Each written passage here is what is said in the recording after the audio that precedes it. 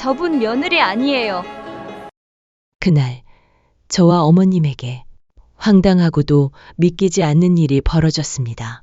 어머님께 전화를 받고 저는 순간 너무 어이가 없어서 한참을 멍하니 서 있었어요. 제가 또 있다니요? 도대체 무슨 말인지 이해가 안 됐거든요. 어떻게 그런 일이 가능했는지 지금부터 그 이야기를 해보려 합니다. 저는 결혼 5년 차 된 36살 주부 한지민이라고 해요. 남편은 영업직으로 일하면서 출장이 잦은 편이고 저는 디자인 회사에서 실장으로 일하고 있어요. 바쁜 일상 속에서 시댁이랑은 자주 연락을 못 드리지만 시어머님이 저를 워낙 따뜻하게 대해주셔서 사이도 좋고 큰 갈등 없이 지내고 있거든요. 결혼 초기부터 어머님은 저한테 불편한 말 한마디 없이 늘 제 편이 되어주셨고 어릴 때 친정엄마를 일찍 여인 저에겐 정말 말 그대로 든든한 어른이셨어요. 평소에도 지민이는 내 딸이지 며느리가 아니다라고 말씀해 주실 정도로 저를 많이 아껴주셨고요. 저도 그런 어머님께 늘 감사한 마음이 있었기에 명절이며 생신, 병원 예약이나 장 보러 가는 일 같은 건 다 제가 먼저 챙기곤 했어요. 그런 어머님이 얼마 전부터 이상하게 전화를 자주 하시는 거예요. 처음엔 제가 못 챙겨드려서 섭섭하신가 싶었는데 점점 횟수가 늘어나고 말투도 급해지시니까 걱정이 되더라고요. 그러다 어느 날 퇴근하고 집에 가는 길에 어머님한테서 전화가 왔는데 목소리가 다급하시더라고요. 지민아, 너 오늘 나랑 같이 은행 갔었잖니? 근데 그 직원이 이상한 소리를 하더라고 라고 하시는데 순간 저는 핸드폰을 놓칠 뻔했어요. 저는 그날 하루 종일 회사에 있었고 은행은커녕 점심도 제대로 못 먹을 정도로 바빴거든요. 근데 어머님은 분명 저랑 은행에 다녀왔다고 하셨고 제가 친정 쪽에 급한 일이 생겼다면서 거액을 인출하자고 먼저 말했었다는 거예요. 순간 등에서 식은땀이 쫙 흘렀어요. 어머님 말씀으로는 처음엔 옷차림도 말투도 비슷해서 저인 줄 알았는데 서류를 작성하려는 순간 은행 직원이 조용히 어머님께 다가와서 이렇게 말씀드렸대요. 할머님, 이분 며느님 맞으세요? 그 말에 어머님이 그제야 다시 얼굴을 봤는데 뭔가 이상하더랍니다. 말투도 살짝 달랐고 무엇보다 제가 평소에 절대 안 쓰는 단어를 계속 썼다고 하셨어요. 그러고 보니 여자 얼굴이 어딘가 낯이 익은 것 같았다고도 하셨고요. 결국 어머님은 돈 인출을 중단하셨고 그 여자는 갑자기 서류를 들고 나가더니 그대로 도망쳤대요.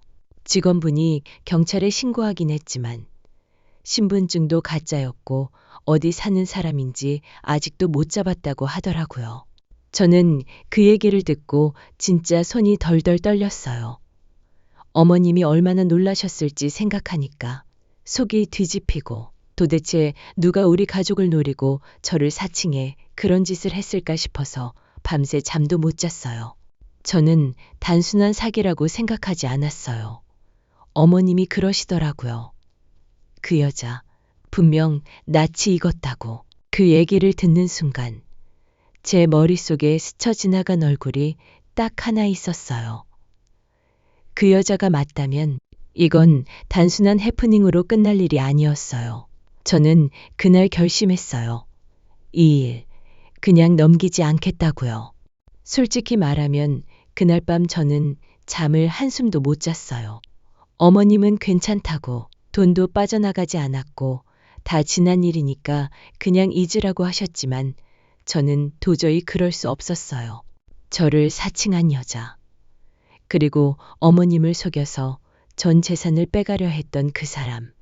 그게 그냥 모르는 사람이었으면 모르겠는데 어머님께서 계속 낯이 익었다는 말씀을 반복하시니까 가슴이 더 철렁했어요. 누군진 정확히 떠오르지 않지만 분명 어디선가 본 얼굴이었다는 거예요. 처음엔 혹시 친정 쪽 사람인가 싶어서 엄마한테도 물어봤지만 전혀 감이 없으시다고 했고 남편한테 말하자니 걱정할까봐 그건 또 망설여지더라고요. 그래서 혼자 곰곰이 생각했죠. 그러다 문득 떠오른 얼굴이 있었어요. 어머님 댁 아파트 단지에 살던 여자예요.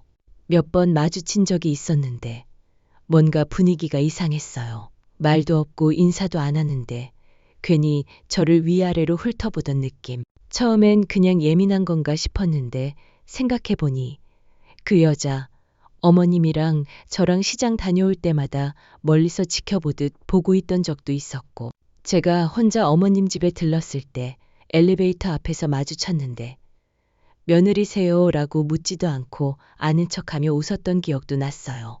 저는 사실 그런 거 대수롭지 않게 넘기는 성격인데 지금 와서 다시 떠올리니 소름이 끼치더라고요. 그 사람이면 가능했을지도 모르겠다는 생각이 드는 거예요.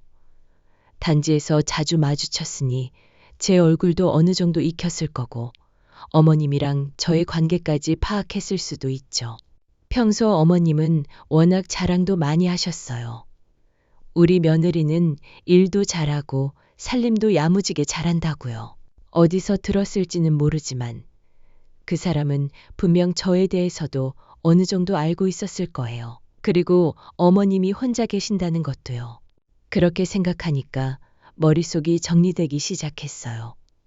이건 계획된 일이었고 단순한 사기 수법이 아니었어요. 우리 집을, 우리 가족을 오래 지켜보고 노렸던 누군가의 소행이었어요. 전화를 끊고 어머님이 마지막에 하셨던 말이 자꾸 맴돌았어요. 지민아, 내가 아닌 줄은 몰랐어. 너무 닮았었어. 아니, 진짜 너처럼 행동했어. 제가 그 자리에 있었더라면 어머님이 그렇게 속지 않으셨겠죠. 그래서 더 미안하고 화가 났어요. 누가 감히 우리 어머님을, 그것도 제 얼굴을 도용해서 속이려 했는지.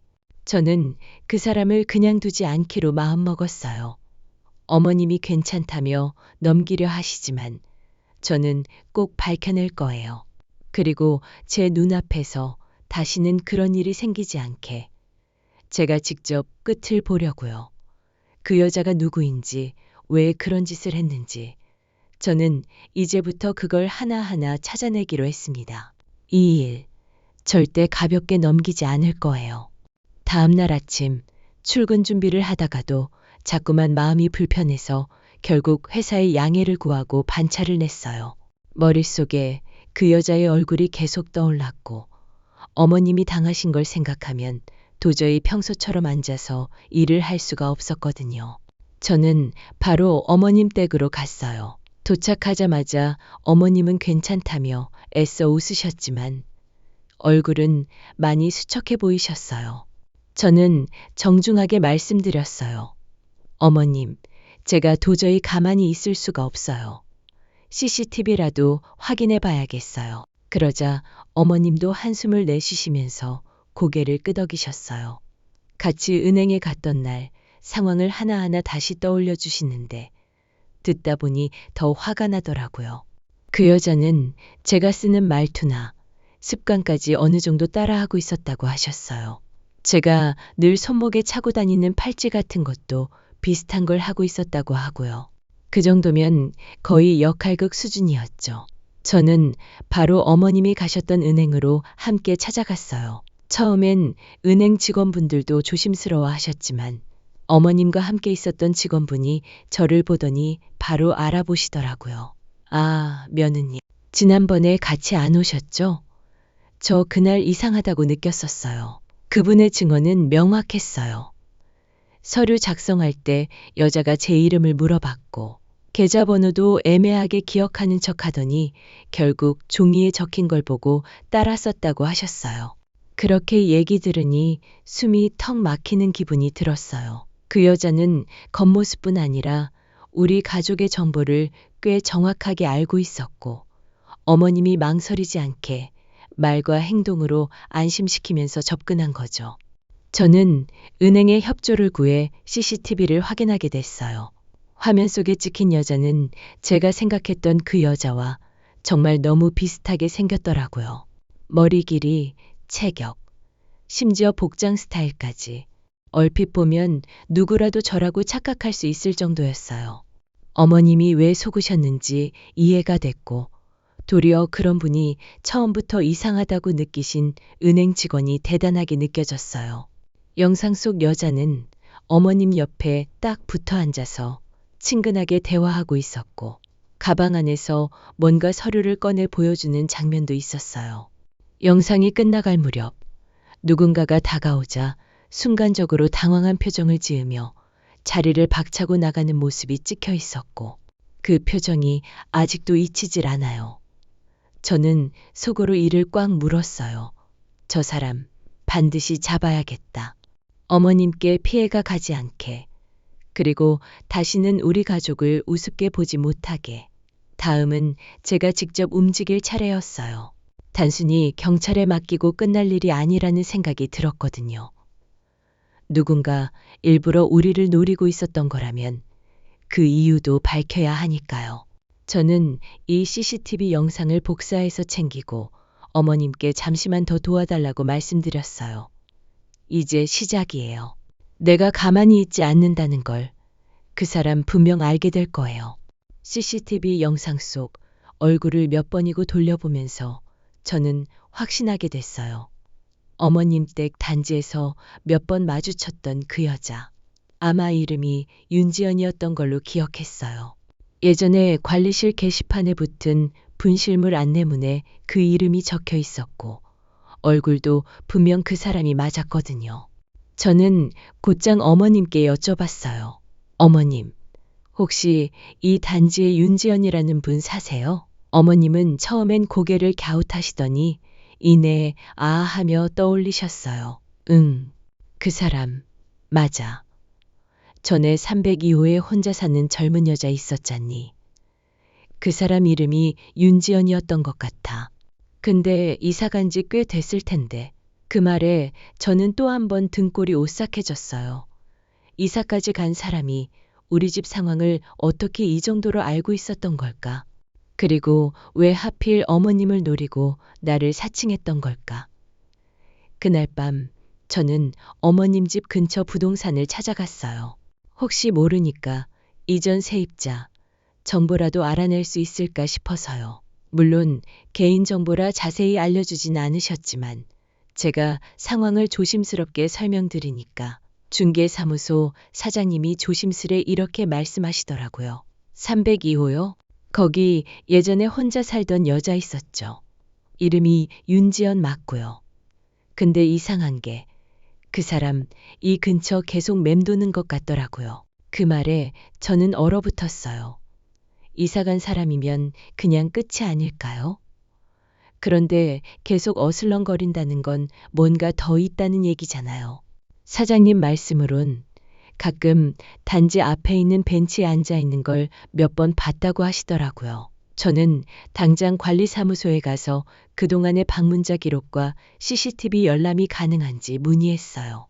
서류 절차도 있고 동의서도 필요하다고 하셔서 어머님과 함께 다시 방문하겠다고 말씀드리고 돌아섰는데 마음이 너무 불편했어요.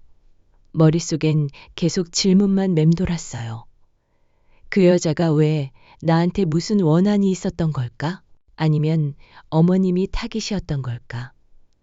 단순히 돈 때문이었을까? 아니면 우리가 모르는 어떤 분노 같은 게 있었던 걸까? 저는 그 여자가 분명 다시 나타날 거라고 확신했어요. CCTV엔 얼굴이 뚜렷이 찍혔고 은행도 경찰에 신고는 했지만 결정적인 정보가 부족하니 아직 움직임이 없었어요. 제가 움직여야 했죠. 어머님은 제가 너무 예민한 거 아니냐며 진정하라고 하셨지만 저는 아니었어요. 그 여자는 한 번에 멈추지 않을 거예요. 그리고 어쩌면 다시 우리를 노릴지도 모른다는 불길한 생각이 머릿속에서 떠나질 않았어요. 다음부터는 제가 먼저 움직일 거예요. 2번 다시 우리 가족이 그런 위협에 노출되지 않게 하려면 제가 그 여자의 발자국부터 추적해야 했습니다. 이제 본격적으로 시작해야 할 때였어요.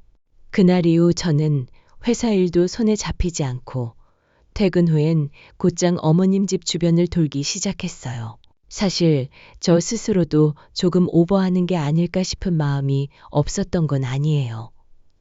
그런데 이상하게 가슴 한편이 계속 불안하더라고요. 그 여자가 진짜로 다시 나타날 것 같았고 어머님 혼자 계시는 게 너무 걱정됐어요. 하루는 어머님과 같이 집 근처 마트에 다녀오는 길이었는데 단지 앞 공터 쪽에 낯익은 뒷모습이 보였어요. 긴 생머리에 베이지색 바람막이 점퍼, 검정 운동화까지. 순간 가슴이 쿵 내려앉았어요. 저 사람이었어요. 확실했어요. CCTV에서 봤던 그 여자, 윤지연. 저는 어머님 모르게 핸드폰을 꺼내 슬쩍 사진을 찍었고 조금 더 가까이 다가가려는 순간 그 여자가 저를 보고 고개를 돌리더니 황급히 자리를 떴어요. 뛸 수도 없고 따라가기도 애매해서 그냥 멀어지는 뒷모습만 눈으로 쫓았죠. 그리고 그날 밤 어머님 집 앞 복도에 작은 흰 종이 한 장이 떨어져 있었어요. 처음엔 광고지인 줄 알았는데 펼쳐보니 손글씨로 이렇게 적혀 있었어요. 할머니는 다 가진 분이잖아요. 나눠도 되잖아요. 그 글을 보는 순간 손이 부들부들 떨렸어요. 분명 그 여자가 쓴 거예요. 어머님은 이걸 보지 못하게 몰래 주머니에 넣고 바로 집에 들어갔고 저는 그 길로 다시 관리사무소를 찾아갔어요. 단지 외부 CCTV를 확인해 달라고 정식으로 요청했더니 며칠 전부터 이상한 방문자 기록이 하나씩 찍혀 있었고 얼굴은 안 보이지만 윤지연과 체형이 비슷한 사람이 계속 단지를 맴돌았던 게 확인됐어요. 그 여자는 확실히 우리를 지켜보고 있었고 무서운 건 그냥 스쳐 지나가는 사기꾼이 아니라는 거였어요. 복수심인지 피해의식인지 아니면 단순한 질투인지 모르겠지만 집요하다는 느낌이 들었고 저는 더는 참으면 안 된다고 느꼈어요. 이건 이제 어머님을 지키는 문제였고 나아가 우리 가족 전체가 위협받고 있다는 뜻이었어요. 다음 날 저는 남편에게도 모든 상황을 솔직하게 털어놨어요. 혹시라도 제가 괜히 예민하게 굴었다고 생각할까 걱정됐지만 남편은 생각보다 침착하게 받아들였고 그 여자 이름을 듣더니 순간 고개를 갸웃하더라고요. 알고 보니 예전에 엘리베이터에서 그 여자와 한두 번 마주친 적이 있다고 했어요. 그리고 하나 더 충격적인 건 예전에 어머님한테 이상하게 집안일 도와주겠다고 접근했던 여자가 있었는데 어머님이 좀 불편해하셔서 거절하셨다는 얘기를 들은 적 있다는 거예요. 그게 윤지연이었을 가능성이 크다는 생각이 들었고 점점 퍼즐이 맞춰지는 기분이 들었어요. 단순한 사기가 아니라 우리 가족 근처를 맴돌며 어머님의 신뢰를 얻으려 했던 여자. 저는 이제 결심했어요. 어설프게 참거나 피하지 않겠다고요. 어머님께도 정중히 말씀드렸어요. 어머님, 이번엔 저한테 맡겨주세요. 이번엔 제가 지켜드릴게요. 그리고 그날부터 저는 윤지연에게 줄 덫을 준비하기 시작했습니다. 그 여자를 잡기 위해선 그냥 기다려선 안 된다는 생각이 들었어요. 어머님께서 당하실 뻔한 것도 충격이었지만 저희를 지켜보며 슬그머니 접근하고 있다는 그 사실 자체가 너무 소름 끼쳤거든요. 분명히 다시 노릴 거라고 확신했고 그렇다면 우리가 먼저 움직여야 했어요. 저는 일부러 어머님 댁 근처에서 전화를 자주 받는 척하고 통화 내용도 일부러 들리게 흘렸어요. 아, 어머님, 그 땅 아직 그대로 있으세요. 지난번에 보상 얘기 나왔잖아요. 서류 정리되면 은행 같이 가시기로 했어요. 이런 식으로요. 사실 어머님 명의로 된 땅은 없지만 그 여자가 들으면 솔깃할 만한 내용이었고 뭔가 반응을 보일 거라는 생각이 들었어요. 어머님께도 상황을 설명드렸고 처음엔 많이 망설이셨지만 결국 함께 하시겠다고 해주셨어요. 그리고 저는 은행 직원에게도 다시 협조를 요청드렸어요. 지난번에 도와주셨던 분이라 상황을 다 알고 계셨고 이번에도 도와주시겠다고 흔쾌히 약속해 주셨어요. 며칠 뒤 일부러 날짜와 시간을 흘린 대로 어머님과 함께 은행에 방문했어요. 물론 진짜로 돈을 찾으러 간 건 아니었고 그 여자가 근처에 나타났는지 보려는 게 목적이었죠. 저는 핸드백에 작은 녹음기랑 보조 배터리, 그리고 핸드폰 카메라를 항상 켜둘 수 있게 준비해 갔어요. 처음엔 아무 일도 없을 줄 알았는데, 은행을 나와서 어머님과 커피숍으로 이동하는데 누가 뒤를 따라오는 느낌이 들었어요. 일부러 걸음을 늦췄더니 몇 미터 뒤에서 멈춰서는 인기척이 들리더라고요. 저는 어머님께 아무 말 없이 핸드폰 화면을 켠 채 셀카 찍는 척하면서 살짝 뒤를 비췄는데 화면 안에 그 여자 얼굴이 보였어요. 분명히 윤지연이었어요. 짙은 선글라스에 마스크를 쓰고 있었지만 눈매랑 체형은 딱 봐도 그 여자였고 화면을 본 순간 심장이 쿵 내려앉았어요. 저는 일부러 커피숍 안쪽 창가 자리에 앉았고 어머님께 작은 종이에 짧게 적어 보여드렸어요. 지금 밖에 있어요. 아무렇지 않게 계셔주세요. 어머님은 약간 놀라신 눈치였지만 금방 평정을 되찾으셨고 저는 자연스럽게 대화를 이어갔어요. 일부러 돈 얘기를 더 크게 꺼내면서 부동산 정리며 계약금이며 이런 말들을 계속 흘렸죠. 한 20분쯤 지났을까요? 바깥 창문 너머로 누군가가 유리창에 기대서 안을 훔쳐보는 게 보였어요. 머리카락을 귀 뒤로 넘기는 그 동작까지 CCTV에서 봤던 그 여자 그대로였어요. 저는 최대한 침착하게 직원에게 미리 받아둔 가짜 서류 봉투를 꺼내서 가방에 넣는 퍼포먼스를 했고 어머님께 작게 속삭였어요. 이제 곧 낚일 거예요. 그 여자는 우리가 가짜 미끼를 문 줄도 모르고 서서히 다가오고 있었고 저는 그날 이후 윤지연을 확실하게 유인할 계획을 더 구체적으로 다듬기 시작했어요. 이제 이 일, 저 혼자선 끝낼 수 없다는 걸 알았고 며느리인 저와 시어머니가 함께 나서야 한다는 것도 확실해졌어요. 이번엔 제대로 끝을 보려고요. 며칠 뒤였어요. 일부러 아무 일 없었던 것처럼 조용히 지내던 중이었는데 어머님께 전화 한 통이 걸려왔어요. 목소리가 살짝 떨리는 게 느껴졌고 저는 바로 직감했죠. 뭔가 온 거라고. 어머님 말씀으론 집 우편함에 이상한 편지 하나가 꽂혀 있었다는 거예요. 겉봉엔 아무 표시도 없었고 속엔 이렇게 적혀 있었대요. 그날은 타이밍이 안 좋았어요. 이번엔 잘해볼게요. 조용히만 있으면 다 같이 편해질 수 있어요. 저는 편지를 받자마자 소름이 끼쳤고 곧장 어머님 댁으로 달려갔어요. 어머님은 편지를 보여주시면서 한참 동안 말씀을 못 하셨고 저는 심호흡을 하고 나서 조용히 말씀드렸어요. 어머님, 괜찮아요. 저희가 던진 미끼에 반응한 거예요. 이제부터 제대로 시작이에요. 그날 이후 저는 어머님 집 주변에 CCTV가 없는 사각지대를 하나씩 체크했고 필요한 장비도 준비했어요.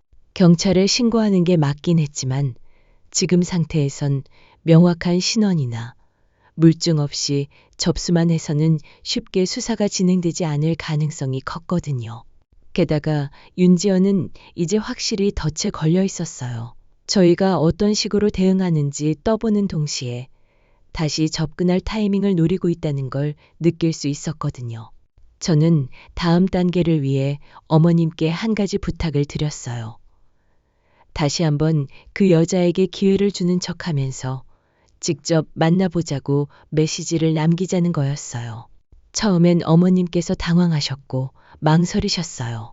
하지만 제가 진지하게 말씀드렸죠. 이번엔 저 혼자 아니에요. 어머님과 제가 함께하는 거예요. 어머님은 아무 말씀도 하지 마시고 제가 다 옆에 있을게요. 결국 어머님은 고개를 끄덕이셨고 저희는 짧은 쪽지를 써서 우편함에 넣어두었어요. 그날 얘기해 준 거 다시 듣고 싶네요. 어디서 뵐 수 있을까요? 편지를 넣고 나서 저는 그날 밤을 거의 뜬 눈으로 지새웠어요. 그리고 이틀 뒤 예상대로 답장이 왔어요. 똑같은 방식으로 이번엔 시간과 장소가 적혀 있었고 끝엔 이런 문장이 덧붙여져 있었어요. 한 번 더 기회 드릴게요. 현명한 선택하세요. 그걸 보는 순간 화가 치밀었어요. 무슨 기회를 준다는 건지, 누굴 협박하는 건지. 하지만 동시에 이건 확실한 증거였고, 이제 다음 수는 제가 쥐고 있다는 확신도 들었어요. 저는 바로 약속 장소로 적힌 그 근처에 있는 카페에 가서 미리 CCTV 위치를 확인했고, 친구 한 명에게 부탁해 주변 테이블에 앉아 있어 달라고 했어요. 어머님은 약속 시간보다 10분 일찍 도착하셨고, 저는 멀리 떨어진 곳에서 그 상황을 지켜봤어요. 그리고 드디어 윤지연이 나타났어요. 마스크에 선글라스를 썼지만 그 특유의 눈매와 뻣뻣한 걸음걸이, 어깨를 감싸듯 걷는 그 자세까지. 저 사람이 맞았어요. 그 순간 저는 핸드폰을 꺼내 영상 녹화를 시작했어요. 이제 진짜 끝을 낼 준비가 된 거죠. 그 여자는 분명 이 상황을 자기 뜻대로 조종할 수 있다고 믿고 있었겠지만 제가 누구인지는 아직 모를 거예요. 저는 며느리고 제 가족을 건드린 대가가 얼마나 무서운지 똑똑히 보여줄 생각이었어요. 지금부터 우리 둘의 싸움은 본격적으로 시작됐습니다. 그날 그 카페, 약속된 시간보다 5분쯤 지나서 그 여자가 들어왔어요. 말이 필요 없을 만큼 직감적으로 알겠더라고요. 마스크에 선글라스까지 썼지만 걷는 모습, 가방을 쥐는 손동작, 어깨를 움츠린 그 자세까지. CCTV에서 봤던 그 윤지연이 틀림없었어요. 어머님은 약속대로 아무 말 없이 테이블에 앉아 계셨고, 저는 멀찍이 떨어진 자리에 앉아 핸드폰을 손에 쥐고 녹화를 켠 채 모든 걸 지켜봤어요. 처음엔 그 여자가 주변을 한번 훑어보더니 어머님 테이블 쪽으로 조심스레 다가가 앉더라고요. 그리고는 거짓말처럼 정중한 말투로 말을 꺼냈어요. 어머님, 오랜만이에요. 잘 지내셨어요? 그 목소리를 듣는 순간 저는 속이 부글부글 끓었어요. 무슨 멀쩡한 며느리인 척 그런 말투를 쓰는지, 아니 어머니가 기억을 못하시길 바랐던 건지. 더 놀라운 건 어머님께서도 정말 담담하게 받아치신 거예요. 그날 너 며느리라고 했었지. 그러자 그 여자는 마치 준비라도 해온 듯 태연하게 고개를 끄덕이며 말하더라고요. 맞아요. 지민이 대신 온 거였어요. 지민이가 저더러 부탁했어요. 상황이 급해서요. 그 말에 어머님 얼굴이 굳으셨고 저도 심장이 쿵 내려앉았어요. 아무리 말도 안 되는 설정이라지만 그렇게까지 조작해서 밀어붙일 줄은 몰랐거든요. 그럼 지민이랑 연락했단 말이니? 어머님이 물으시자 그 여자는 아주 자연스럽게 거짓말을 덧붙였어요. 네, 지민 씨가 지금 회사에서 문제가 있어서 당분간 연락 안 될 거라고. 어머님께 따로 말씀드리기엔 복잡하다고 했어요. 정말이지 감탄이 나올 정도로 자연스러웠어요. 거짓말을 이렇게 능숙하게 한다는 게 무서울 지경이었죠. 저는 더 이상 안 되겠다 싶어 핸드백을 들고 천천히 자리에서 일어났어요. 그리고 조용히 그 테이블로 다가가 여자의 맞은편에 앉았어요. 그 순간 그 여자의 눈이 휘둥그레지더니 입술이 파르르 떨리기 시작했어요. 저는 최대한 담담하게 그러나 또렷하게 말했어요. 지민이, 접니다. 제가 한지민이에요. 당신 누구죠? 그 말에 주변 공기가 얼어붙는 게 느껴졌고 윤지연은 잠시 말을 잇지 못하더니 이내 웃기 시작했어요. 어머, 왜 그러세요? 이게 무슨 상황이에요? 어떻게든 빠져나가려는 눈치였지만 이미 충분한 증거가 있었고 저는 그 순간을 영상으로도 남기고 있었어요. 어머님께서도 조용히 말씀하셨어요. 너 내 며느리가 아니잖니. 왜 그런 짓을 했니? 그 여자는 점점 눈빛이 흔들리기 시작했고 저는 마지막으로 물었어요. 당신, 대체 왜 우리 가족을 노린 거예요? 그 순간 잠깐 정적이 흐른 뒤 윤지연은 얼굴을 일그러뜨리며 이렇게 말하더군요. 왜긴요. 가진 사람들 좀 나눠 써도 되잖아요. 다들 멀쩡하게 잘 살면서 왜 나는 안 되는 건데요? 그 한마디에 저는 더 이상 말이 나오지 않았어요. 무너진 사람의 억지 논리로는 어떤 대화도 통하지 않는다는 걸 그제야 알겠더라고요. 저는 핸드폰을 꺼내 녹화 중이라는 걸 보여줬고 윤지연은 그제야 얼굴이 사색이 되어 자리를 박차고 나가려 했어요. 하지만 이미 입구에는 은행 직원이 연락해둔 경찰분이 대기하고 있었고 그녀는 그대로 붙잡혔습니다. 그 순간 저는 처음으로 숨을 제대로 쉴 수 있었어요. 이 긴 싸움, 드디어 첫 매듭을 맺은 거였어요. 윤지연이 경찰에 붙잡혀 나가는 모습을 멀찍이서 지켜보는데 솔직히 말해서 속이 다 시원했어요. 어머님 옆에 앉아있던 저는 그제야 긴장이 풀리면서 손에 쥐고 있던 핸드폰을 떨어뜨릴 뻔했죠. 평범한 얼굴, 담담한 말투, 조곤조곤한 거짓말. 그 모든 걸 생각하면 이 여자가 얼마나 무서운 사람인지 알 수 있었어요. 경찰서에서 진술을 마친 뒤 저는 어머님을 집까지 모셔다 드렸고 가는 길 내내 어머님은 아무 말씀도 없으셨어요. 저 역시 말이 나오질 않더라고요. 하지만 현관 앞에서 신발을 벗고 돌아보는데 어머님께서 제 손을 꼭 잡으시고 이렇게 말씀하셨어요. 지민아, 내가 그렇게까지 바보처럼 보였니? 순간 저는 숨이 턱 막히는 기분이었어요. 어머님께서 그동안 얼마나 마음속으로 스스로를 자책하셨는지 그 한마디로 다 느껴졌거든요. 저는 어머님의 손을 잡고 바로 말씀드렸어요. 어머님, 그날 누구라도 속을 수 있었어요. 그 여자가 너무 치밀했고 어머님을 노리고 접근한 거예요. 그걸 미리 막으신 것도 결국 어머님이셨잖아요. 그 말을 듣고 어머님 눈가가 살짝 붉어지셨는데 참고 계시다 눈물이 뚝 떨어지시더라고요.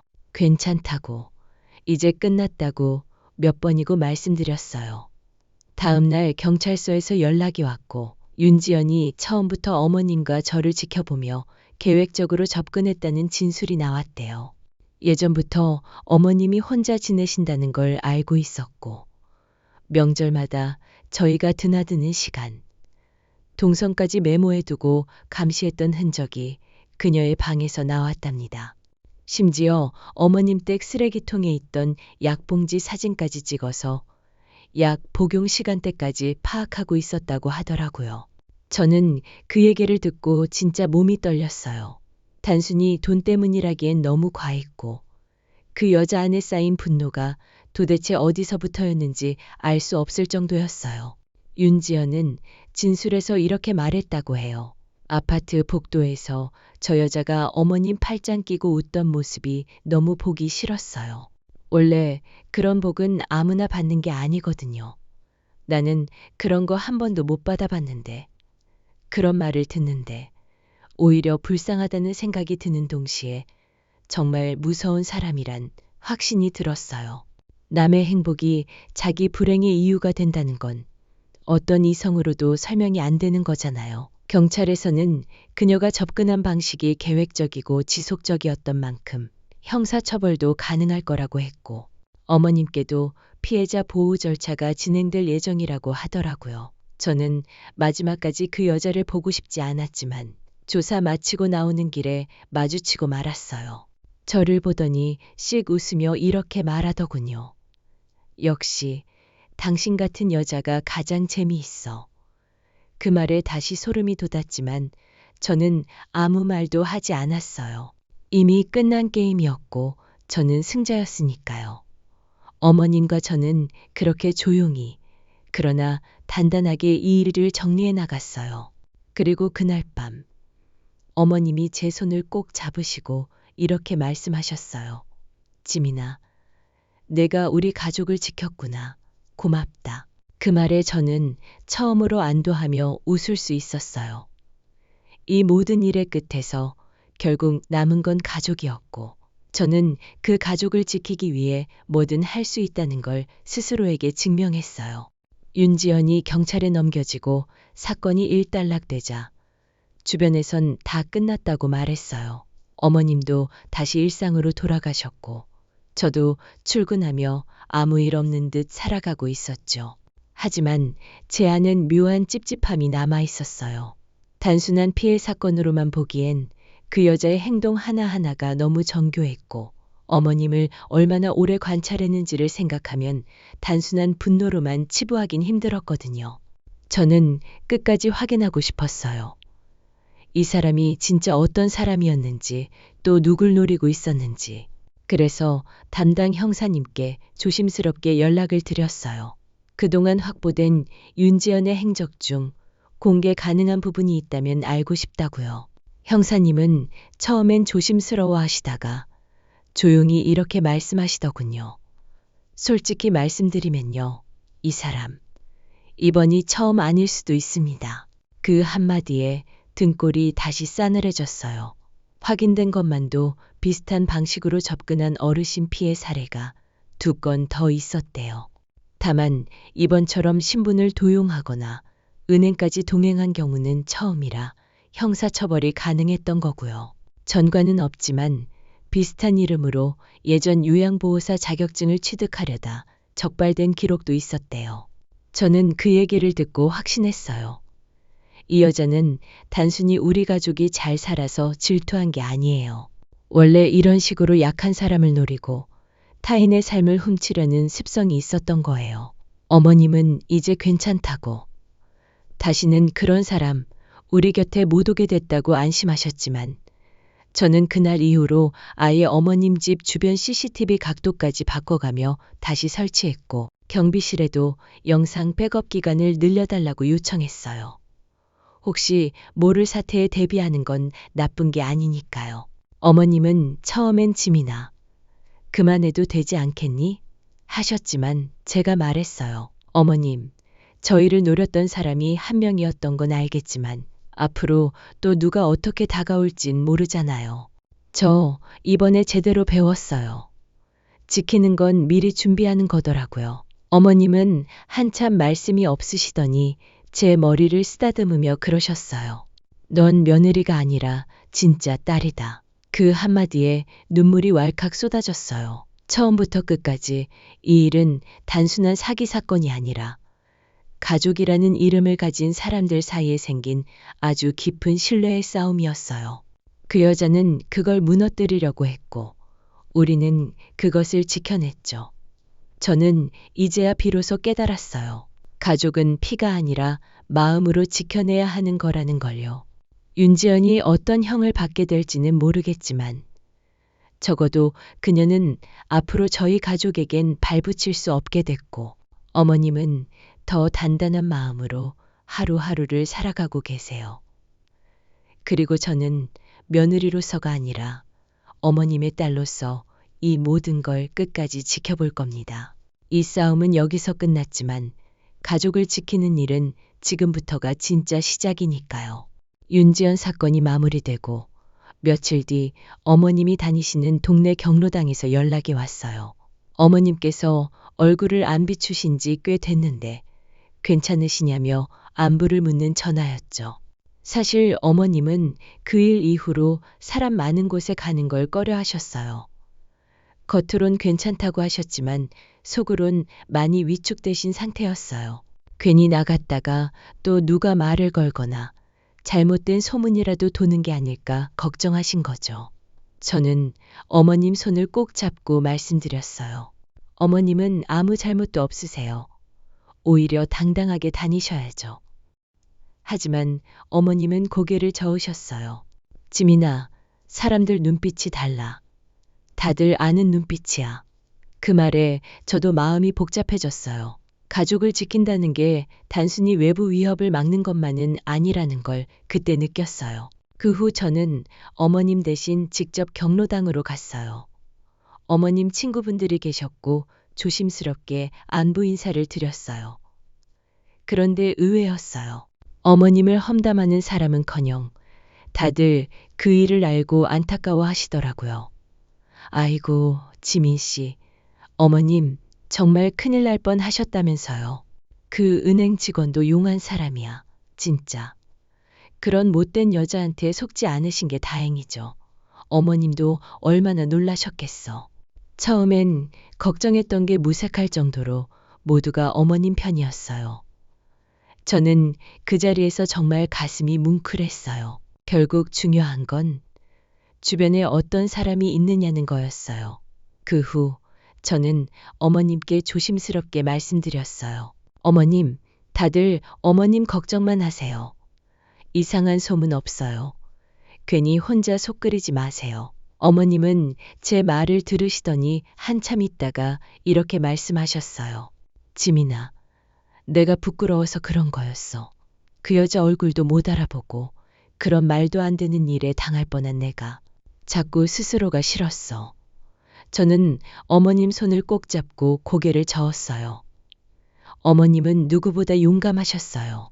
처음에 눈치채신 것도 어머님이셨고 나중에 그 여자 마주하셨을 때도 끝까지 침착하게 계셨잖아요. 어머님은 아무 말 없이 제 손을 꼭 잡으셨고 그날 저녁엔 정말 오랜만에 두 분이서 웃으시며 식사도 하셨어요. 저는 그 모습을 보면서 마음속에 이렇게 다짐했어요. 윤지영 같은 사람은 또 어디서 나타날지 몰라요. 그런 사람들에게 휘둘리지 않으려면 우리는 더 당당하게 살아야 해요. 부끄러운 건 속이려 했던 그 여자지 우리가 아니니까요. 그리고 저는 어머님께 약속드렸어요. 다시는 어떤 위협도 어떤 거짓도 이 집 문턱 하나 넘지 못하게 하겠다고요. 소문은 빠를 수 있어도 진심은 더 멀리 가는 거니까요. 그 일이 있고 나서 시간이 조금 흘렀을 때쯤 경찰서에서 추가로 연락이 왔어요. 윤지연에 대한 조사가 더 진행되면서 과거 이력 중 일부가 공식적으로 확인됐다고 하더라고요. 제가 피해자 가족이라 알려줄 수 있는 선에서 말씀해 주시는데 듣고 나니 등줄기에서 식은땀이 흘렀어요.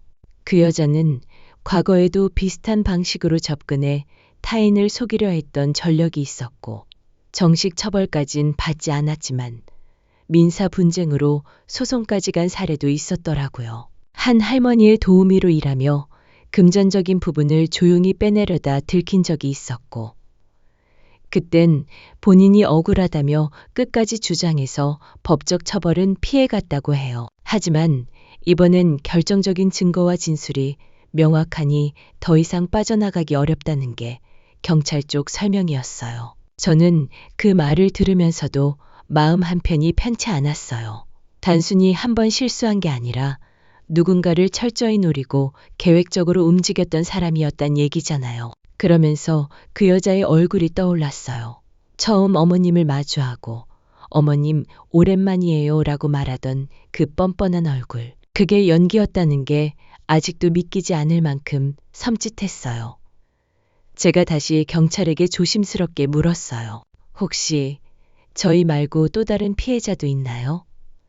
그러자 형사님이 잠시 망설이시다가 이렇게 말씀하셨어요. 확실하진 않지만 비슷한 수법으로 접근한 흔적이 몇 개 더 있어요. 지금 그쪽에서도 연락하고 있고요. 그 말을 듣는 순간 또다시 소름이 돋았어요. 우리가 끝이 아니었던 거예요. 아마 지금 이 순간에도 또 다른 누군가가 그 여자 같은 사람에게 당하고 있을 수도 있다는 생각에 마음이 무거워졌어요. 저는 어머님께도 그 이야기를 조심스럽게 전해드렸어요. 처음엔 놀라셨지만 이내 조용히 고개를 끄덕이셨어요. 그런 사람이 어딘가 또 있다면 우리가 겪은 걸 알려줘야 하지 않겠니? 그 말에 저는 괜히 눈물이 핑 돌았어요. 어머님은 피해자가 아니라 이제는 다른 누군가를 지켜줄 수 있는 사람이 된 거예요. 그날 밤 저는 어머님과 같이 앉아 윤지연에 대해 알게 된 내용들을 정리했고 혹시라도 같은 방식으로 접근당하는 사람이 생기면 참고가 되도록 메모도 남겼어요. 어머님은 조용히 말씀하셨어요. 지민아, 예전 같았으면 내가 이런 일에 얼굴 들고 나서지 못했을 거야. 근데 이제는 너랑 같이 있으니까 용기가 생겨. 그 말에 저는 어머님의 손을 꼭 잡으며 고개를 끄덕였어요. 어머님, 우리가 겪은 일이 헛된 게 되지 않게 할 거예요. 누가 또 당하지 않게 우리가 먼저 말해줘야 해요. 그렇게 우리 둘은 피해자에서 지키는 사람으로 점점 단단해지고 있었어요. 윤지연은 더는 우리 앞에 나타날 수 없게 됐지만 그와 같은 사람들을 막는 건 결국 우리 같은 사람이 시작해야 한다는 걸 저는 처음으로 실감했어요. 그리고 결심했죠. 이 일을 단순히 우리 가정의 사건으로만 묻어두지 않겠다고요. 어느 날이었어요. 사건이 끝난 지 한참 지나고 어머님도 다시 경로당에 나가기 시작하시고 저희 가족도 일상으로 돌아가려 애쓰던 그 무렵이었죠. 퇴근길에 지하철 안에서 핸드폰을 확인했는데 저장되지 않은 번호로 문자가 하나 와 있었어요. 당신은 아무것도 모릅니다. 그 사람만 벌을 받아야 하나요? 처음엔 스팸인가 싶어서 넘기려다가 문장의 느낌이 이상해서 스크롤을 내려봤어요. 그런데 아래엔 짧은 이름 두 글자가 적혀 있었어요. 지연이. 순간 심장이 철렁 내려앉았어요. 혹시 교도소에서 보내는 건가 싶어 날짜와 시간을 확인했는데 발신지는 서울 시내였고 그 번호는 분명히 새 번호였어요. 저는 급하게 경찰서에 연락해서 상황을 설명드렸고 담당 형사님이 해당 번호를 조회해 보시겠다고 하셨어요. 다음날 확인된 내용은 충격적이었어요. 그 번호는 윤지연과 과거 같은 고시원에 살던 인물 명의로 개통된 폰이었고 주소지 역시 오래전 윤지연이 머물던 지역 근처였어요. 정확한 발신자를 특정할 수는 없지만 내용상 윤지연과 가까운 사람이거나 윤지연이 부탁했을 가능성도 배제할 수 없다고 했어요. 저는 다시 긴장 상태로 돌아갔어요. 모든 게 끝났다고 생각했는데 어딘가에 여전히 우리를 주시하고 있는 눈이 있다는 게 느껴졌거든요. 그날 밤 어머님께 그 얘긴 하지 않았어요. 괜한 걱정을 드리고 싶지 않았고 지금 겨우 안정을 찾아가는 분께 다시 두려움을 안겨드릴 순 없었거든요. 대신 저는 남편과 상의해서 저희 집과 어머님 댁의 보안 시스템을 한 단계 더 올렸어요. 문 앞에 초인종 CCTV를 교체하고 모션 감지 센서까지 설치했죠. 그리고 그 번호로 온 문자는 바로 캡처해서 보관했고 추가로 어떤 연락이 오면 즉시 경찰에 제출하기로 했어요. 그런데요. 시간이 지나도 그 번호로는 더 이상 아무런 메시지도 오지 않았어요. 그 문자 한 통이 전부였어요. 마치 누군가 일부러 흔들어 놓고 사라진 느낌이었죠. 저는 그 문자를 수십 번 다시 읽었어요.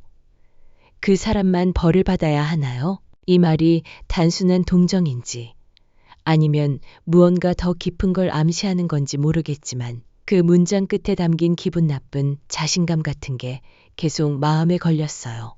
마치 벌받을 사람이 따로 있다는 듯한 말투, 누군가를 지켜보는 시선 같은 냉기. 저는 그때 처음으로 윤지연이 단순한 개인의 일탈이 아닐지도 모른다는 생각을 했어요. 혹시라도 이게 누군가와 연결된 일이라면, 아니면 윤지연이 또 다른 누군가의 꼭두각시였다면, 생각이 그쯤에 다다르자 가슴이 답답해지기 시작했어요. 모든 걸 끝냈다고 생각했던 제가 어쩌면 지금부터 진짜 시작점 앞에 서 있는 건 아닐까 하는 불길함이 고개를 들었어요.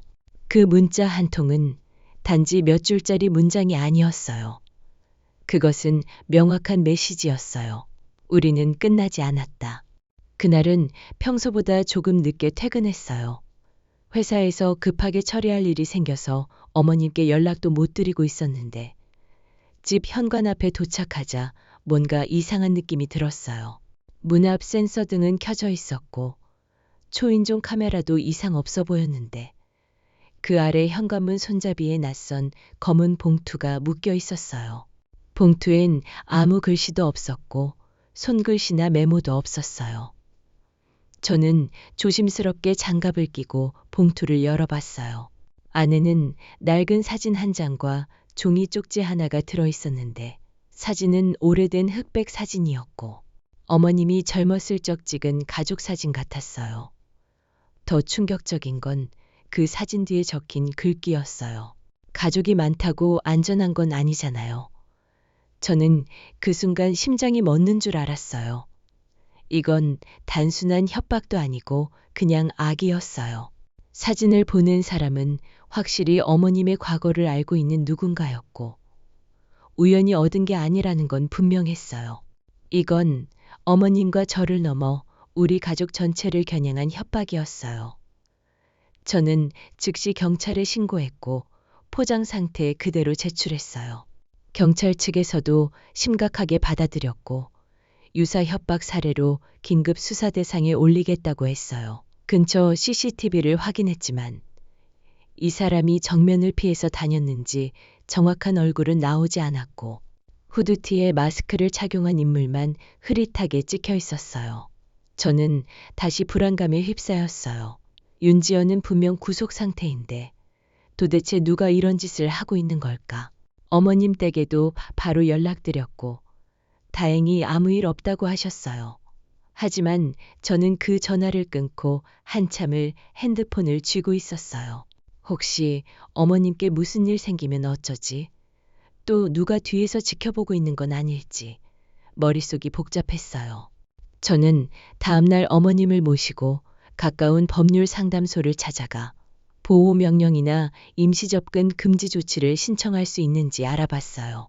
담당 변호사님이 말하시길 이번 협박건도 서류로 남기고 정식 사건 번호로 등록되면 추후 재판에서 가중사유로 포함시킬 수 있다고 하셨어요.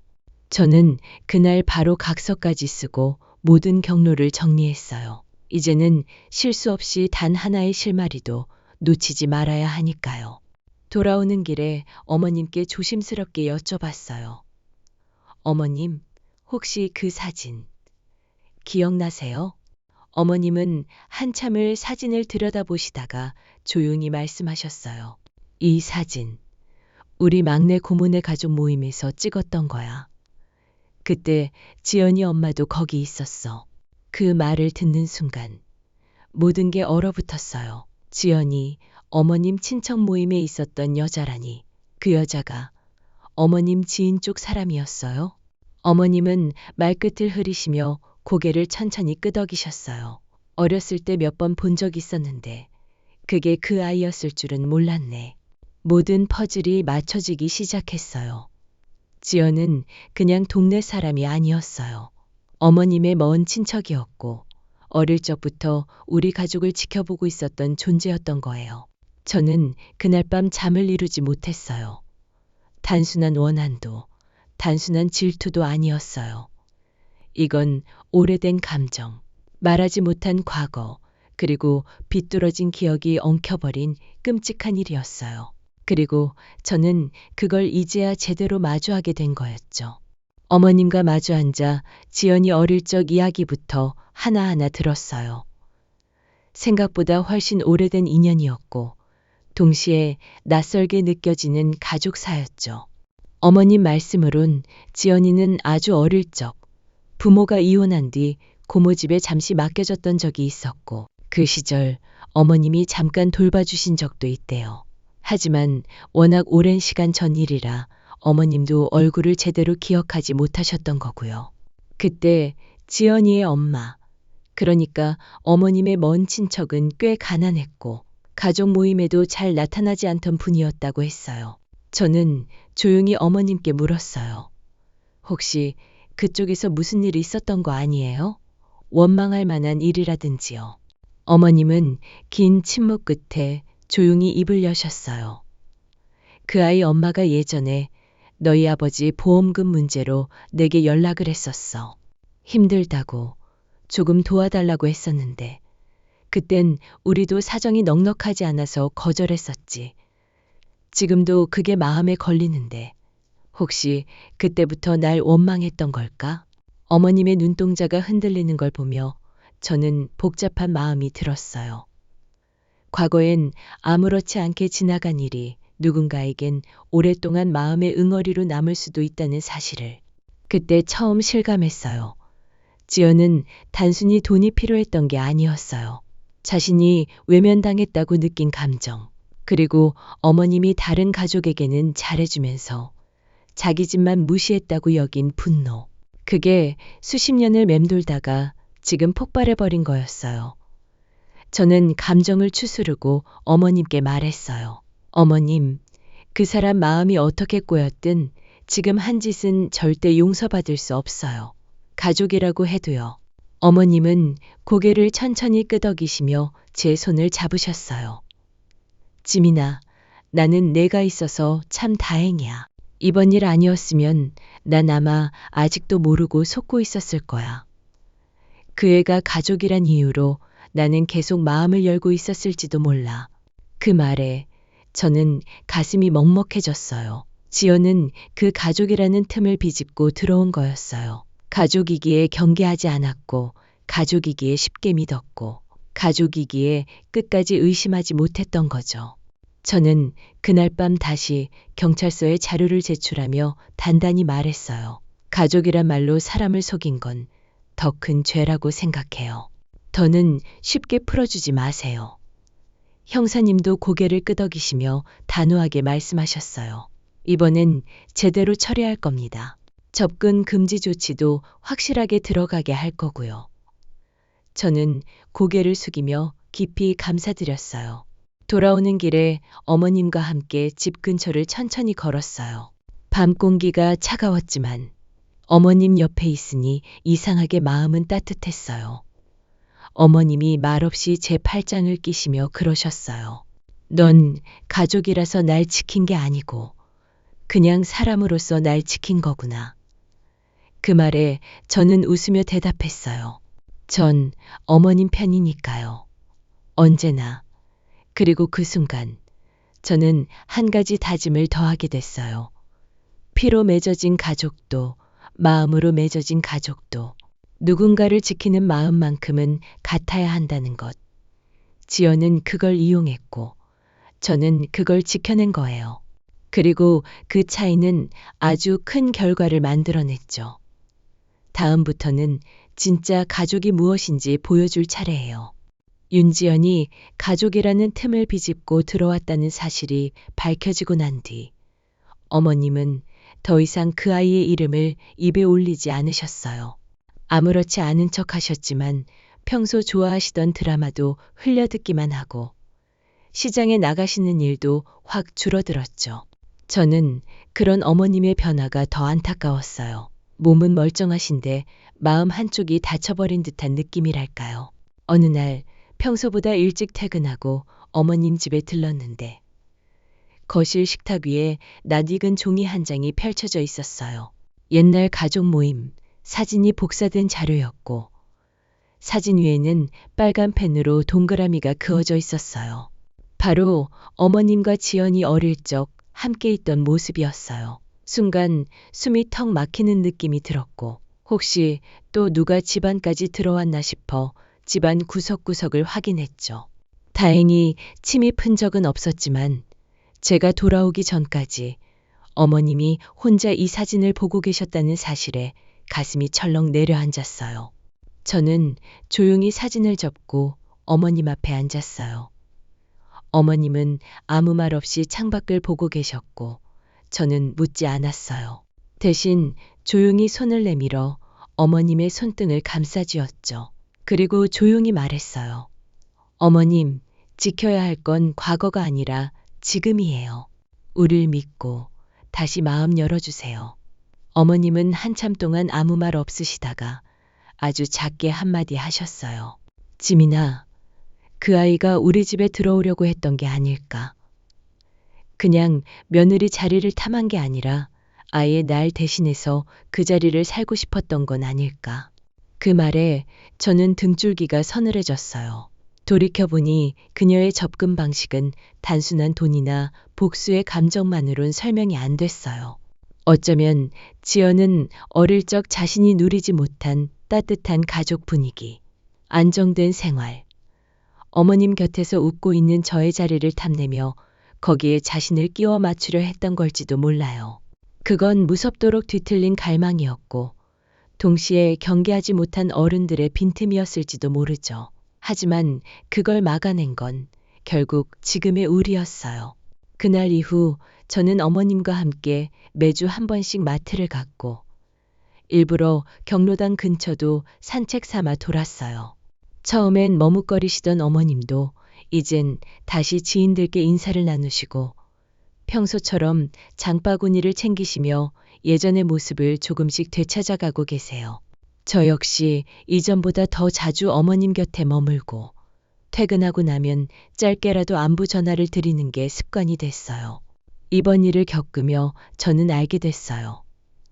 지켜야 할 건 평화로운 일상이 아니라 그 안에 있는 관계라는 걸요. 말 한마디, 표정 하나, 대화의 온도. 그 작은 것들이 쌓여 가족이 되는 거고, 그것이 누군가에겐 삶을 파괴할 정도로 부러운 대상이 될 수도 있다는 걸요. 어머님과 저는 오늘도 평소처럼 마트를 다녀왔고, 돌아오는 길에 어머님께서 제 손을 꼭 잡으며 그러셨어요. 지민아, 너만 아니었으면 나 진짜 무너졌을 거야. 저는 웃으며 말했어요. 그럼 저도 어머님 없이 무너졌을걸요. 우린 서로 지켜줬잖아요. 그렇게 웃으며 걷는 그 순간, 저는 다시 깨달았어요. 진짜 지켜야 할 건 눈에 보이는 게 아니라 이 마음이란 걸요. 그리고 그 마음은 누구에게도 빼앗기지 않도록 끝까지 지켜낼 거예요. 그날은 평소처럼 어머님과 마트를 다녀온 저녁이었어요. 장본 물건들을 정리하고 집에 돌아와 씻고 누웠는데 갑자기 핸드폰이 울렸어요.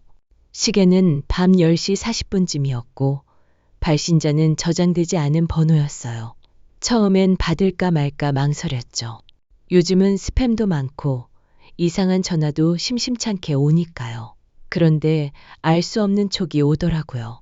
뭔가 이건 받아야 할 것 같은 느낌. 저는 숨을 고르고 전화를 받았어요. 여보세요? 몇 초 동안 아무 대답이 없었어요. 그리고 나지막한, 그러나 어딘가 낯익은 여자 목소리가 들려왔어요. 지민 씨 맞죠? 순간 온몸에 소름이 돋았어요. 목소리의 주인공은 윤지연이었어요. 분명히 교도소에 있어야 할 그 여자가 어떻게 전화를 건 건지 머릿속이 복잡해졌지만 저는 최대한 침착하게 물었어요. 지금 어디서 전화하는 거예요? 그녀는 웃지도 않고 감정도 없는 어조로 말했어요. 지금은 치료받고 있어요. 병원에서. 교도소에서 전원 조치됐어요. 정신 감정을 통해 구속 집행정지를 받은 상황이란 걸 그 말 한마디로 알 수 있었어요. 그러면서 이어진 그녀의 말은 더 섬찟했어요. 문득 궁금해서요. 아직도 저를 미워하세요. 저는 대답하지 않았어요. 뭘 원하는지, 어떤 의도로 전화한 건지 알 수가 없었으니까요. 하지만 그녀는 잠시 침묵하더니 말을 이었어요. 그날 카페에서 지민 씨가 말했잖아요. 가족이니까 더 큰 죄라고. 그 말 이상하게 계속 생각나더라고요. 저는 더는 듣고 싶지 않았어요. 이 전화 자체가 다시 우리를 흔들려고 하는 것 같았고 무의미한 자기 감정, 배설처럼 느껴졌어요. 그래서 단호하게 말했어요. 그쪽이 지금 할 수 있는 유일한 사과는 앞으로 다시는 연락하지 않는 거예요. 그녀는 말없이 몇 초를 가만히 있다가 이렇게 말하더군요. 그럼 마지막으로 하나만 물을게요. 어머님은 지금도 저를 기억하시나요? 저는 잠시 숨을 고른 뒤 조용히 말했어요. 어머님은 당신을 가엾으네라고 하셨어요. 근데 그건 당신이 어떤 짓을 했는지도 잊으셨단 얘기는 아니에요. 그리고 전화를 끊었어요. 핸드폰을 내려놓고 한참을 멍하니 천장을 보면서 생각했어요. 이건 끝난 일이 아니구나. 윤지연이 우리에게 다시 손을 뻗지 못하겠지만 이런 식으로 흔들 수는 있다는 걸 저는 그제야 실감했어요. 저는 바로 그 번호를 착신 거부 설정했고 다음 날 경찰에도 통화 기록을 제출했어요. 당장 할 수 있는 조치는 없겠지만 모든 흔적은 기록으로 남겨야 한다고 생각했어요. 어머님께는 이 일은 알리지 않기로 했어요. 마음에 또 상처를 남기고 싶지 않았으니까요. 하지만 저는 마음속으로 다시 다짐했어요. 우리 가족을 지키는 건 사건이 끝났다고 끝나는 일이 아니라고요. 누군가가 우리의 일상을 다시 흔들려 한다면 저는 또다시 그 앞을 막을 거예요. 끝났다고 생각했지만 사실은 지금도 여전히 지켜야 할 것들이 남아있다는 걸. 윤지연의 목소리가 다시 한번 깨닫게 해줬습니다. 윤지연의 전화를 받고 나서 며칠 동안 저는 밤잠을 제대로 이루지 못했어요. 머리는 멀쩡한데 심장이 자꾸 불안하게 뛰고 문득 그녀의 목소리가 귓가를 맴도는 거예요. 아직도 저를 미워하세요? 그 말이 자꾸 생각났어요. 단순한 질문이 아니라 어쩌면 본인이 저지른 짓에 대해 스스로조차 판단을 못하고 있다는 의미처럼 들렸거든요. 그러니까 윤지연은 여전히 자신은 피해자라는 인식을 벗어나지 못한 채 우리 가족의 일상에 다시 발을 걸치려 하고 있었던 거죠. 저는 그게 너무 무서웠어요. 처벌을 받는 게 중요한 게 아니라 그 사람이 스스로를 돌아보지 못한 채 여전히 세상을 원망하고 있다면 그건 다시 시작되는 위험일 뿐이라는 생각이 들었거든요. 남편에게도 조심스럽게 전화를 받았던 일을 얘기했어요. 처음엔 믿기지 않는 눈치였지만 곧 표정이 굳어지더니 진지하게 말했어요. 그 사람이 다시 너한테 연락한 거 자체가 잘못이야. 그건 사과가 아니야. 흔들려는 거지. 남편 말에 저는 고개를 끄덕였어요. 이미 알고 있었죠. 윤지연은 끝을 내려는 게 아니라 계속 열린 문틈을 찾고 있었던 거예요. 그날 밤 저는 어머님이 주무시는 걸 확인하고 거실에서 혼자 오래된 메모장을 꺼냈어요. 처음 지연을 의심하기 시작했던 날부터 증거들을 모으고 정리했던 제 기록이었어요. 사진, 문자 캡처, 통화 시간, 녹취록 정리, 방문 시간, 그 여자와 마주쳤던 위치와 상황들. 저는 마지막 페이지에 이렇게 적었어요. 이제 끝내자. 다시는 이 페이지를 넘기지 않도록. 다음 날 저는 경찰서에 직접 찾아갔어요. 사건 담당 형사님께 윤지연이 병원에서 전화를 걸어왔던 일, 그 이후 아무런 반성의 기색도 없었다는 걸 다시 정식으로 기록해달라고 요청했어요. 형사님은 고개를 끄덕이며 말했어요. 형식적으론 전화를 한 것 자체가 불법은 아닙니다. 다만 피해자를 자극하거나 회복을 방해하는 의도라면 추가 조치도 가능해요. 저는 단호하게 말했어요. 그 전화를 받고 나서 저도 어머님도 다시 일상에 흔들리고 있습니다. 더는 그대로 두고 싶지 않아요.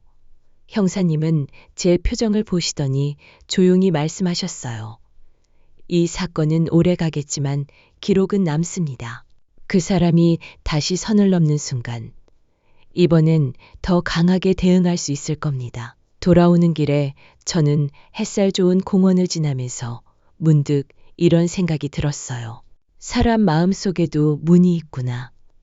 그 문을 제대로 잠가두지 않으면 언젠가 다시 낯선 발소리가 들리는 거죠. 그래서 저는 오늘 마음속 그 문을 닫기로 했어요. 윤지연이라는 이름, 그리고 그 사람과의 모든 기억은 여기서 마무리하자고요. 이제 더는 흔들리지 않을 거예요. 저는 가족을 지켰고, 다시 그 일상을 되찾았고, 앞으로도 어떤 위협이 오더라도 지켜낼 자신이 있어요. 그 사람은 분명히 말했어요. 아직도 저를 미워하세요? 전 그 말에 이제 이렇게 대답할 수 있어요. 아니요. 난 이제 당신을 기억하지 않기로 했습니다. 윤지연과의 모든 접촉을 끊고 나서야 조금씩 숨을 쉴 수 있게 됐어요. 전처럼 경계를 늦추진 않았지만 적어도 이제는 불쑥 나타나는 메시지나 협박이 없다는 것만으로도 마음이 훨씬 편해졌어요. 어머님도 점점 다시 밝은 표정으로 돌아오셨고 근처 노인대학에 다니기 시작하셨어요. 저희는 더 이상 그 사람을 이야기하지 않았어요. 아니, 굳이 말을 꺼낼 필요가 없었달까요? 가끔 어머님이 문득 저를 바라보다가 조용히 웃으실 때가 있었어요. 예전 같았으면 그냥 흘려보냈을 텐데.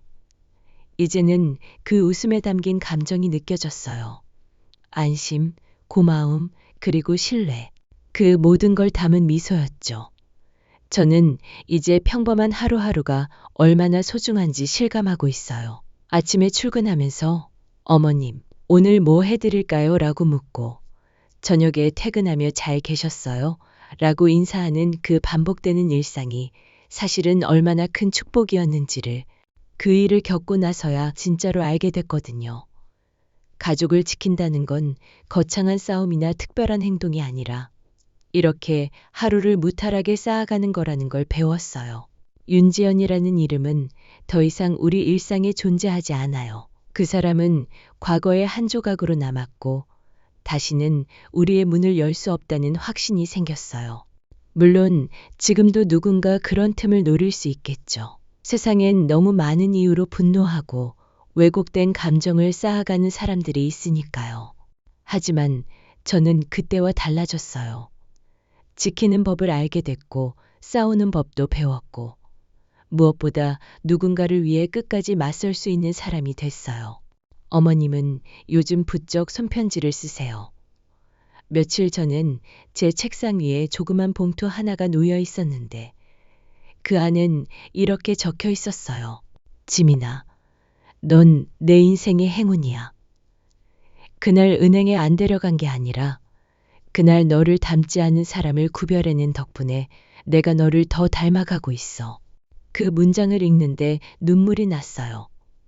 그날 어머님이 은행에서 귓속말 하나로 무너질 뻔했던 시간을 생각하면 지금 이 감사와 회복은 기적 같은 일이에요. 저는 어머님께 말없이 감사의 답장을 써드렸어요. 어머님, 앞으로도 저는 어머님 옆에서 웃고 있을게요. 평범한 하루를 지키는 일, 그게 제 역할이에요. 이제 진짜로 우리에겐 새로운 계절이 오고 있어요. 어쩌면 이 이야기는 끝이 아니라 또 다른 시작일지도 모르겠어요. 지켜낸 평범함이 가장 큰 용기라는 걸 믿으면서요. 그날은 어머님의 생신이었어요. 저와 남편은 몇 주 전부터 조용히 준비해서 소박하지만 따뜻한 생일상을 차렸고 어머님이 좋아하시는 미역국에 손수 만든 잡채, 과일 플레이팅까지 정성껏 준비했어요. 평소 같았으면 그냥 외식으로 퉁쳤을 수도 있지만 이번엔 꼭 집에서 가족끼리 조용히 보내고 싶었어요. 이 집 안에서 우리가 지켜낸 공간에서 진짜 가족끼리만. 어머님은 식탁에 앉자마자 눈시울을 붉히셨어요. 내가 이런 생일상을 받을 줄은 몰랐네. 그동안 정신이 없었는지 오늘이 내 생일인 것도 깜빡할 뻔했어. 저는 웃으며 말했어요. 깜빡하셔도 저희가 챙기죠. 가족이잖아요. 그 말에 어머님은 제 손을 꼭 잡으셨어요. 예전보다 조금 마른 손등이었지만 그 안엔 이상하게 더 깊은 온기가 느껴졌어요. 식사 후에 어머님께 드릴 편지를 조심스레 꺼냈어요. 그 안엔 제가 이 모든 일을 겪으며 느낀 진심을 담았어요. 어머님이 어떤 상황에서도 중심을 잃지 않으려 했던 모습, 속으시고도 끝내는 그 사람을 용서하려고 하셨던 마음, 그리고 마지막까지 저를 믿고 함께 맞서주셨던 용기에 대한 감사. 저는 말했어요. 어머님, 저한텐 어머님이 진짜 엄마예요. 이젠 그런 마음으로 살고 싶어요. 며느리가 아니라 딸로. 그 말에 어머님은 아무 말 없이 제 이마를 쓰다듬으셨어요. 그러고는 조용히 말씀하셨어요. 지민아, 너는 처음부터 내 딸이었어. 내가 이제야 그걸 말할 수 있는 것뿐이지. 그 말에 저는 참았던 눈물을 쏟고 말았어요. 윤지연이 그토록 원했던 자리, 가족이라는 이름 아래 받아들여지길 갈망했던 그 감정, 그걸 저는 자연스럽게 스스로를 드러내지 않고 조용히 쌓아왔고 결국 진짜 가족이라는 자리에 닿게 된 거예요. 그 차이가 뭔지 이제는 알아요. 누군가는 빼앗으려 했고 누군가는 지켜내려 했던 것. 그리고 결국 남는 건 지켜낸 마음이더라고요. 윤지연은 이제 기억 속의 사람이 됐고 그 이름을 떠올리는 일도 점점 줄어들고 있어요. 하지만 그녀가 남기고 간 흔적이 우리에게 남긴 교훈은 결코 작지 않았어요. 관계는 억지로 되는 게 아니라 시간과 진심이 쌓인 결과라는 것. 누군가의 상처는 오랜 시간 끝에 삐뚤어진 분노로 변할 수도 있다는 것.